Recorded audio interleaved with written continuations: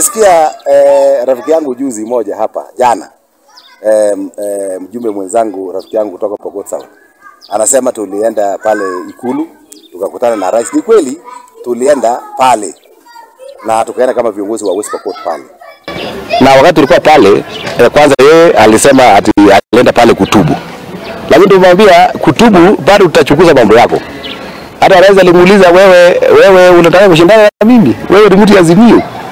Na juzi tu aje pata kwa akili za watu kwamba juzi tu hapa yeye alikuwa amesema kwamba yeye ataongoza mambo ya collection of signatures ndio tutoe serikali. Tutakubaliana na jibu kama huyo, kwa sababu hiyo ni asikitambo ni jana. Alafu leo sasa amesema sasa mimi niko ndani ya wapi? So lazima tuanze kuchunguza vizuri, tuangalie kwamba kama amesema ukweli ama ako na nia nyingine fiche. Kwa sababu unajua kuna wengine wako na tabia ambayo kazi yao ni kuingia kwa chama za watu na kukuja kubomoa na kutoroka.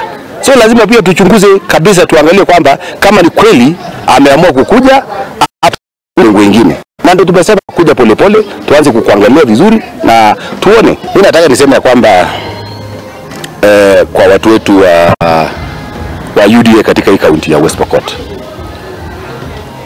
wasipotoshwe na watu ambao hawakuamini katika chama hii.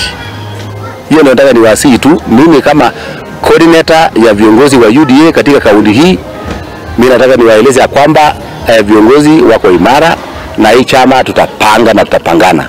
Hii mambo ya wengine kuja kusema ati wao watakuja kupanga hii chama, hiyo ni ndoto ya mchana. Hiyo haiwezekani. Kama tuko haitawezekana, sisi ndio tutapanga hii chama.